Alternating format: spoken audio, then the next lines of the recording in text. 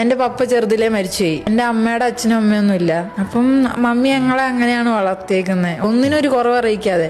പിന്നെ പെട്ടെന്ന് അടുത്ത ദുരന്തം ഞാനിങ്ങനെ വീഴുന്നു. അന്നേരമാണ് നമ്മൾ ശരിക്കും മനസ്സിലാക്കുന്ന കുറെ പേര് റിയാലിറ്റി. ഞാനന്ന് തകർന്നില്ലാതായിരുന്ന ടൈമില് എന്റെ കൂടെ നിന്ന് ശരിയാവെന്ന് പറയാൻ എന്റെ അമ്മ മാത്രമേ ഉണ്ടായുള്ളൂ.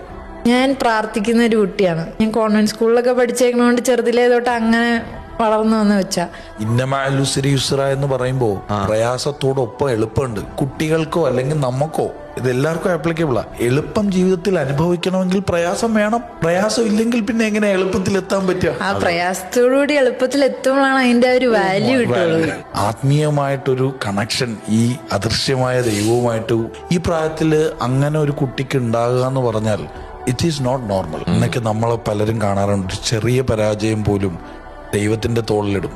എന്റെ വിധി ഇങ്ങനെ ആയിപ്പോയി, ദൈവമേ ഞാനിങ്ങനെ ആയിപ്പോയല്ലോ, അങ്ങനെ പറയുന്ന ഒരു ജനറേഷന്റെ മുന്നിൽ ആൽഫിമോള് വ്യത്യസ്തമാകുന്നത് അമ്മ പഠിപ്പിച്ചെന്ന പാഠമാണ്, ദൈവത്തെ പരിചയപ്പെടുത്തിയതാണ്. ക്ലാപ്പ് അമ്മയ്ക്ക് കൊടുക്കണം. കാരണം അങ്ങനെ ദൈവത്തെ പരിചയപ്പെടുത്താനും അങ്ങനെ വളർത്തിയത് കൊണ്ടാണ് ഇങ്ങനൊരു വീഴ്ച വന്നപ്പോ ദൈവത്തെ പഴിക്കാതെ ആദ്യത്തെ ആ സ്റ്റെപ്പ് പഠിപ്പിക്കാൻ ആൽഫയെ പ്രേരിപ്പിച്ചത്. ഇന്ന് ഇന്ത്യയിലെ നമ്പർ 1 പാരാ ബാഡ്മിന്റൺ ചാമ്പ്യൻ, ലോകത്തെ 10ാം നമ്പർ പ്ലെയർ നമ്മുടെ മുന്നിൽ നിൽക്കുന്നത്